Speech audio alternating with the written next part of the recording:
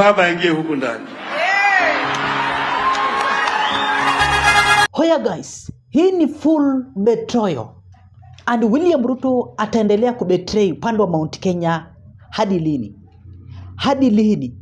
Na niliambia viongozi wa Mount Kenya guys, wafunguke. Especially Professor Kithure Kindiki. Ndio huyo hapo njiani anachomolewa. You can just imagine guys. So in this video you're going to be shocked. You are going to be shocked. Yesterday kama ulimiss chochote, kuwa na imani ya kwamba iko ndani ya hii video. Yesterday William Ruto alikuwa Homa Bay. Raila Odinga alikuwa pale. Viongozi wengi walikuwa pale. And I can tell you for free, Raila Odinga declare to support William Ruto, but with the condition. Condition number 1, lazima Gladys Wanga awe running mate. Na hiyo ndio kitu William Ruto ashakubalia tayari. William Ruto anatambua Raila Odinga ndio mpinzani mkubwa hapa nchini Kenya na ambaye pia huwa anamtingiza kulingana na William Ruto. But for now guys, tunaelewa kwamba Gen Z sisi ndio tunaweza tingiza William Ruto. Even if Raila Odinga ako pale, lazima tutingize. Ile wakati wa kuvote, I can tell you, mimi nitakuwa kwa tallying center. I want to make sure William Ruto anaenda nyumbani. Juu kwa mfano nitakuwa kwa tallying center maybe ya Bungoma ama Busia. Juu kwetu ni Busia and most of the time nakuwa Bungoma ama Eldoret. You see? So lazima nikuwe kwa tallying center. Kwa hizo kaunti 3. Lazima nitakuwa kwa tallying center ya kaunti moja. Ili ni make sure William Ruto amepata kura ngapi na nitakuwa pale. I want to make sure amepata ngapi. Ndio IBC wakisema Bungoma William Ruto amepata kura fulani, zikuwe zinaambatana na zetu Gen Z. I can tell you that kama wewe ni Gen Z, ensure 2027 unaingia kwa tallying center ku confirm William Ruto amepata kura ngapi, so that wakati ambapo na count hizi votes tusikuwe na uwizi wa kura. Because now Raila Odinga amedeclare kusupport William Ruto na atamsupport wakati ambapo Gladys Wanga atakuwa running mate wa William Ruto. I can tell you. So now in this video, first of all, nataka tusikize speech ya William Ruto praising Raila Amolo Odinga, then tusikize speech ya Raila Amolo Odinga. So ensure umelike video na nasema thanks for your great support. Marais takani kuzungumza mengi. Nataka niongee kidogo na nikuletee mambo mengi zaidi. So guys, make sure una pay attention na usikize William Ruto vizuri. Kitu ya kwanza guys, kumbuka guys, William Ruto alituambia kwamba yeye anakuwa na grudge na Wakikuyu zaidi. Wakalenjini wako na grudge kubwa zaidi na Wakikuyu. Na hiyo grudge haitawahi isha. That's why unaona William Ruto anaendelea kubari upande wa Mount Kenya. Rigathi Gachagua alikuwa na usemi.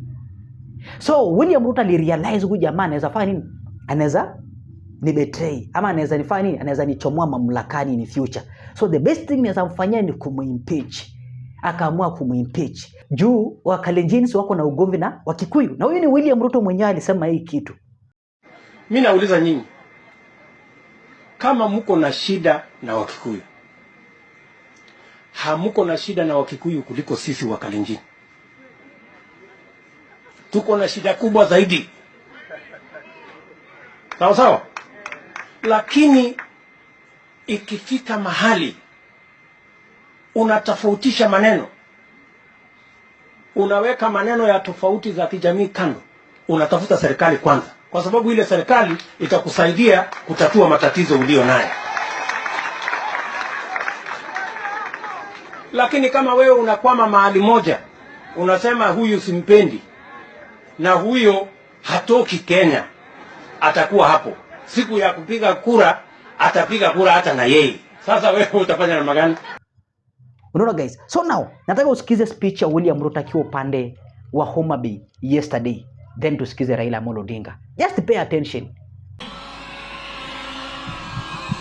Asante sana Mheshimiwa Baba Raila Amolo Odinga. Tutaanza na hapa Homa Bay. Mheshimiwa Baba ameongea hapa as a patriot, as a Kenyan committed to the progress and success of Kenya. I was also almost tempted to say that I have nothing useful to add. He has said it all, and he has put it well. Your Excellency, the Right Honorable Raila Odinga, your place in the history, in the progress, in the governance, in the destiny of our nation is firmly engraved. Your contribution, your sacrifice, your mentorship of many leaders is something of pride to those of us who have worked under you political journey. And I want to say, listening to you today, I am persuaded that this nation, and I associate and I agree with your commitment and your conviction that Kenya is a great country, because it is a great country.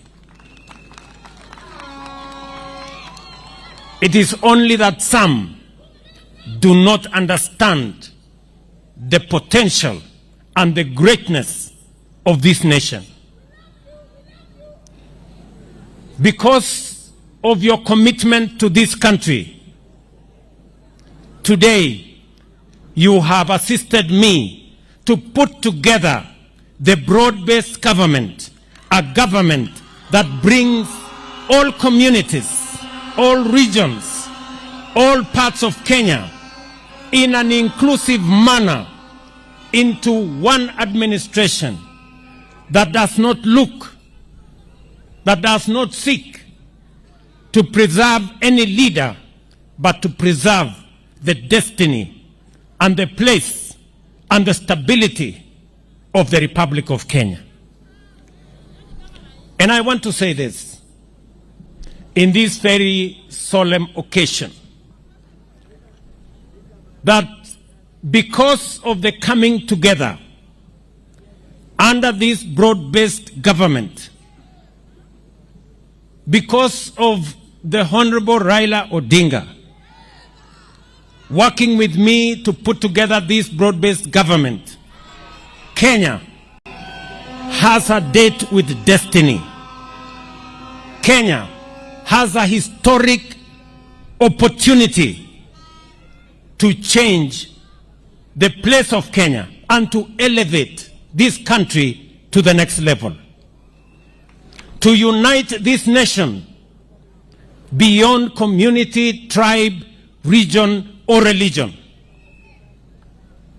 And to forge that unity so that we can transform our economy, make it inclusive, deal with the challenge of unemployment, create wealth to get rid of poverty, transform our agriculture so that we can eliminate the shame of hunger, create products for exports, and expand our progress and our prosperity. Transform this nation in a very meaningful way. And I want to say that today, as has been said by Baba, we are committed to taking this country to the next level. And it is the reason why we signed the 10-point agenda.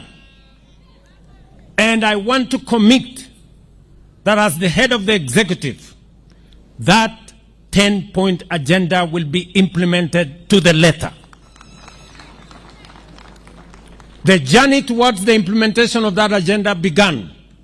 And that is why, because we were very clear about the place of devolution, we not only have paid all the monies that were due by the end of the last financial year, we are also committed that even without the necessary legislation, on Monday, Treasury is going to release the resources for our counties for the month of July. We have also set in motion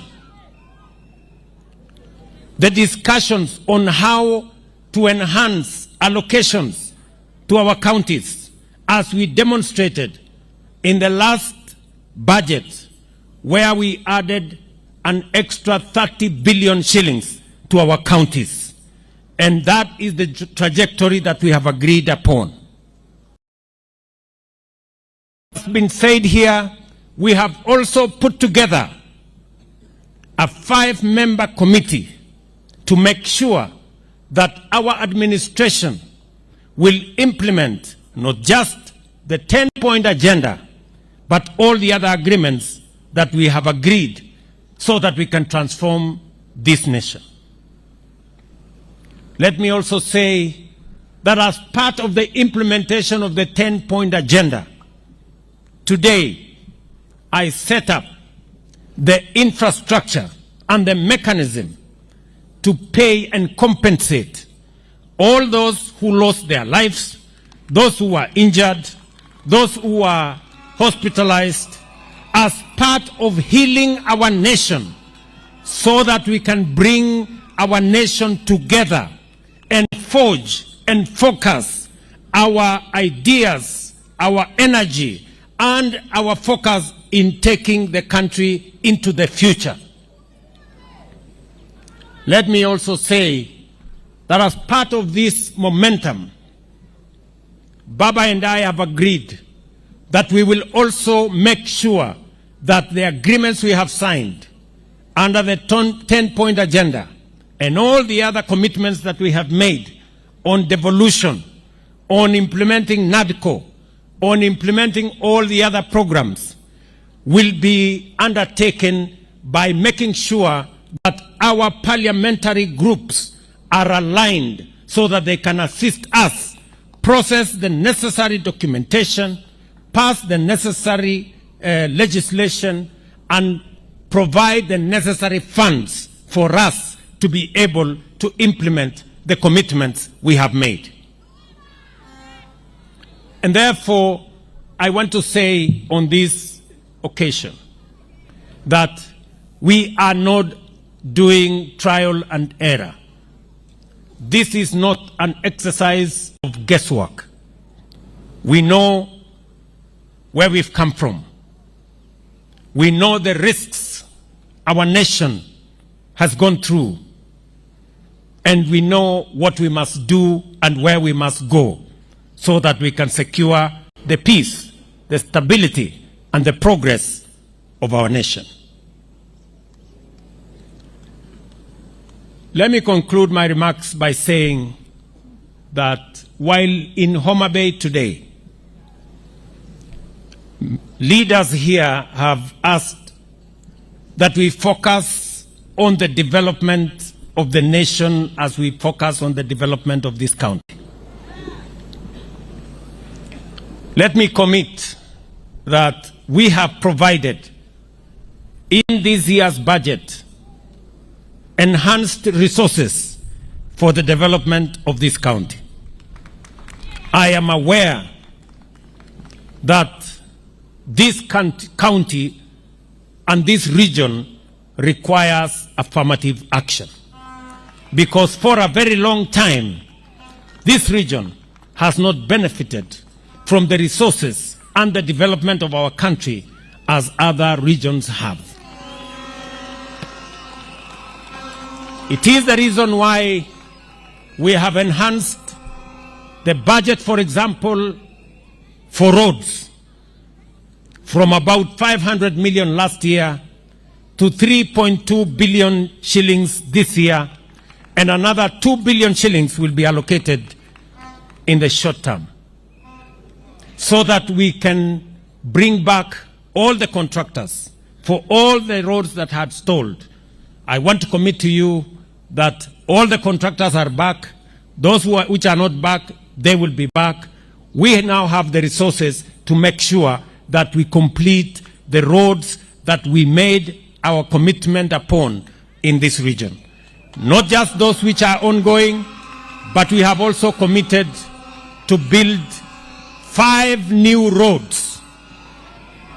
We have committed to build 5 new roads in Homa Bay County as part of the process of affirmative action. Huyo mama angoje tu nitamuona baadaye. Relax hapo.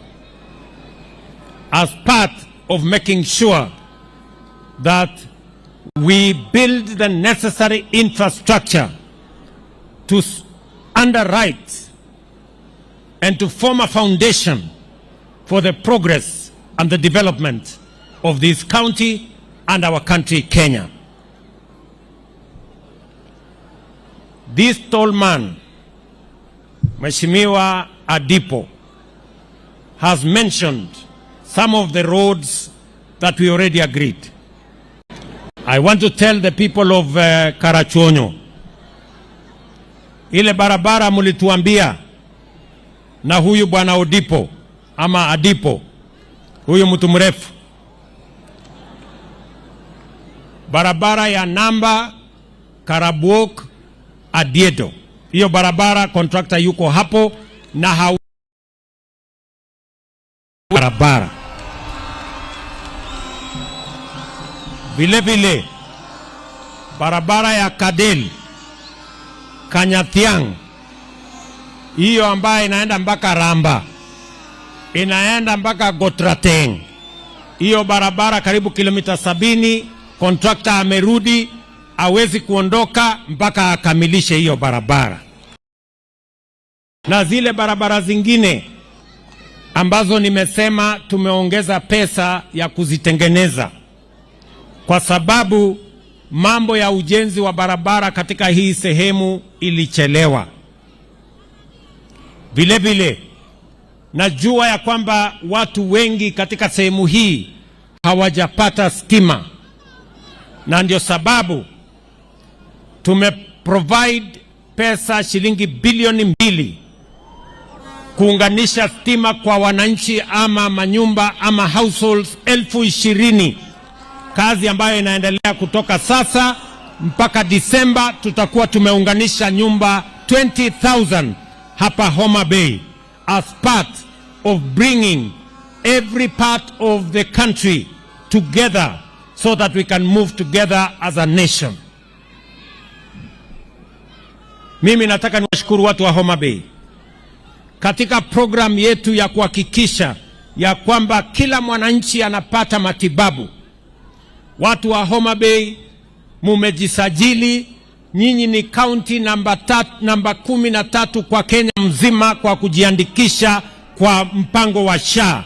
Mimi nasema pongezi Governor Wanga, pongezi government ya hapa Homa Bay, pongezi watu wa Homa Bay, endeleeni hivyo, na tunataka kila mwananchi ajisajili ndio tuhakikishe ya kwamba mambo ya afya sio starehe ya watu matajiri ama watu wanaoweza, ni haki ya kila Mkenya bila ya kujali uwezo wao wa kifedha. And now William Ruto amedeclare kwamba atafanya na Raila Amolo Odinga. Raila Odinga amejaribu kuendorse William Ruto. So kama Raila Odinga ameendorse William Ruto, kumaanisha Gladys Wanga anaenda kwa running mate wa William Ruto. Without that, I can tell you ni uongo. And Professor Kindiki ndio anaendelea kabisa kuchapa hii kazi. Enda sawa sawa, hiyo mambo ingine tutaongea wakati huo ukifika. Kwa hivyo mimi nawashukuru sana, napenda vile mmekaa kwa amani, napenda vile mmetupokea hapa. That is how people stay. You stay in unity. When a project like this comes, you must embrace it. Mradi kama huu kikuja, ujue ya kwamba hii barabara haijengwi mbali, inajengwa hapa. Faida ni sisi tutapata. Mmepokea maafisa wa serikali vizuri, mmepokea viongozi wenu wazuri, na mimi tukiendelea hivyo, wakati Mheshimiwa Rais atakuja kuomba kura siku hiyo, barabara hii itakuwa imekamilika, chuo cha KMTC itakuwa imekamilika, chuo cha TVET itakuwa ikamilika, kazi yake itakuwa rahisi. Lakini tukipiga kelele, tukianza kusozana, maendeleo itaenda kwa wale watu wako mbali, na sisi tuko hapa tuwachwe nyuma. Kwa hivyo nataka tukae hivyo, hiyo mambo ingine tutaongea tukienda huko mbele. Nawashukuru sana. Na hii ndio time Profesa Kithure Kindiki nafaa afungue macho na aache kusaidia huyu jamaa, because unajua hata pia jina yake inaendelea kuharibika. William Ruto huwa na make sure amekuharibia kabisa venye alifanyia Rigathi Gachagua kwa attack Uhuru na kwa attack Raila Odinga. Wakati walimuimpeach hakuna mtu alisupport Rigathi Gachagua, and that's why unaona anafanyia Profesa Kithure Kindiki kwenda kupeana watu 64 bob, na jina ya Kindiki inaendelea kuharibika. Hii ndio time ya Profesa Kithure Kindiki kujoin Rigathi Gachagua. I can tell you for free. Unaona watu wangu. So now huyu ni Rigathi Gachagua, huyu ni Raila Amolo Odinga alijaribu attacking Rigathi Gachagua na akajaribu pia kupeana his way forward kwamba yeye atatetea ama ataendorse ama yeye ataungana na William Ruto kwa lazima. Na Edwin Sifuna alituambia nini? Yeye atasoma hiyo. So tunatarajia Edwin Sifuna kuchomoka huku Gladys Wanga akiwa running mate wa William Ruto. Sikiza mambo. We sacrificed so that there could be peace in this country. And that's the reason why we are here today. I do not regret what we did. We did it in the best interest of our country. And Kenya must move forward.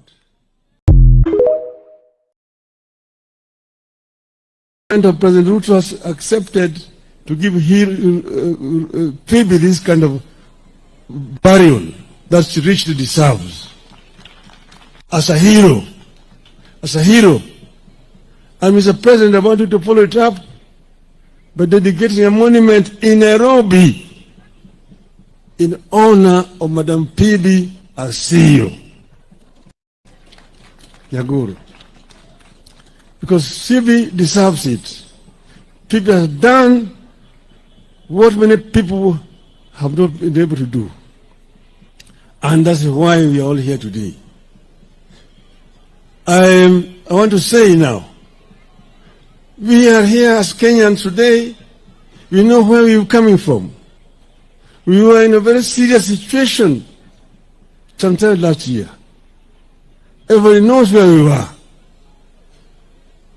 There was a possibility of Kenya degenerating into a failed state like Somalia, like Sudan today. People who do not understand history talk very easily. But ask them, tell them, what happened in Libya?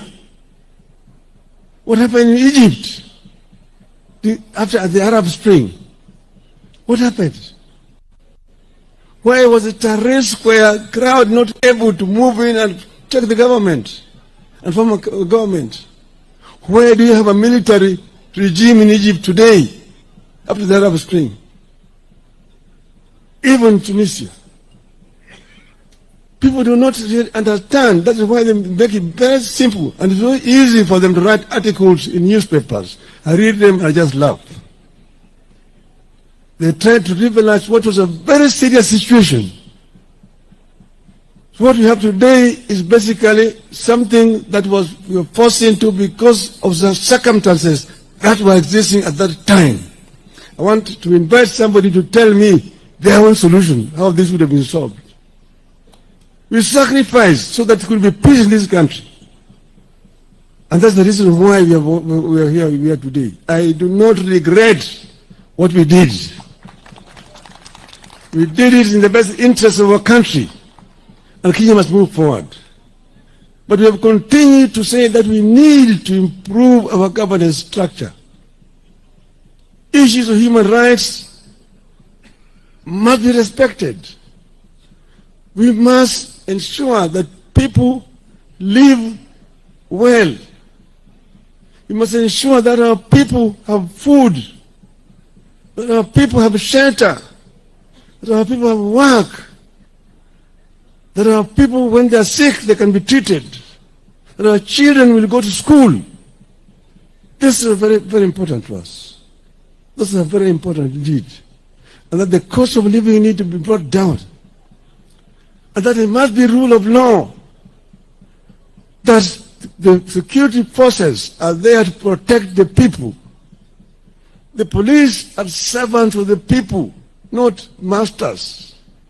The police need to be civil to the population. If you have committed an offense, arrest me. Take me to prison to take me to court and let the court find me guilty and imprison me. But do not use your own weapon to assassinate me. Don't shoot me. Don't shoot to kill. Don't shoot to kill. Don't shoot to maim. Arrest and charge in a court of law. That's what is called rule of law. And we have sat together and reviewed the MOU that we signed last year, this year. And we have now put together a framework to ensure that the MOU is implemented to the letter. This is going to happen. Those who have been maimed, those who have been injured, those who have been in hospital, and those who have died, the families of those who have died will be compensated. And you said we go back to just not 2024, 2023, 22, we go back to 2017.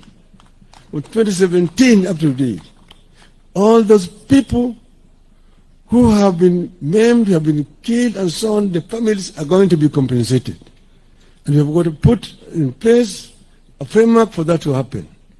Secondly, we have also a structure of how to ensure that the MOU itself is implemented to the full. And that's why next week we are going to have a joint parliamentary group meeting to ensure that our members of parliament implement what we need, put up structures in place so that we can be able to implement what we've agreed on.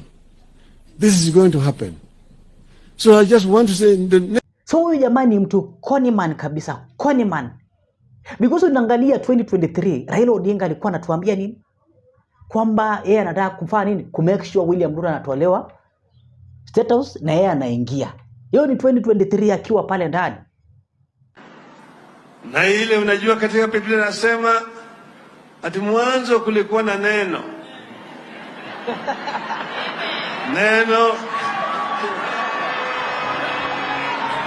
Neno kulikuwa na Mungu. Na neno yenyewe ndiye ilikuwa Mungu. Tunasema sisi ya kwamba sisi kama wanaazimio tunataka ukweli julikane. Na ukweli utajulikana ikiwa kama watakubali tuingie katika ile saba ya IBC tukague. Nimeona yule anaitwa DCI anasema tunataka kufanya uchunguzi. Bwana DCI, wewe ni mwajiri ya Bwana Ruto. Uweze kufanya uchaguzi? Wewe unafanya nani uchaguzi ya nini? Wewe ni pagasi ya Ruto. Sasa Bwana Ruto tumesema wewe umekuwa Zakayo mtoza ushuru ya Wakenya. Wewe tunataka ukubali kwamba ulishindwa kwa uchaguzi. Toka katika ikulu. Baba aingie huku ndani.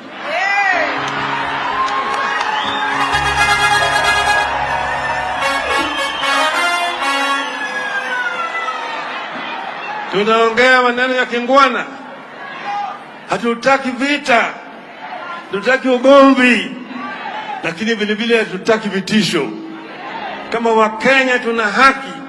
Na haki ya Kenya haiwezi kuchukuliwa na kunyakuliwa na mwewe. Wakenya wana haki kupata uongozi ambao wao wenyewe walichagua. Wanaazimio wanasimama imara. Wanataka imani. Wanataka haki. Na all of a sudden baada ya kuingia pale, yeye ameona sasa anakunywa maziwa, so hakuna haja kufanya nini? Hakuna haja kuendelea kushambulia huyu mtu. Acha tufanye na yeye kazi up to 2032. Juu anaenda juu Raila Odinga amezeka tayari. Unaona watu wangu. So your thoughts kuna niambia kwenye comment section. Kwa tu na siku njema hadi wakati mwingine. Bye bye.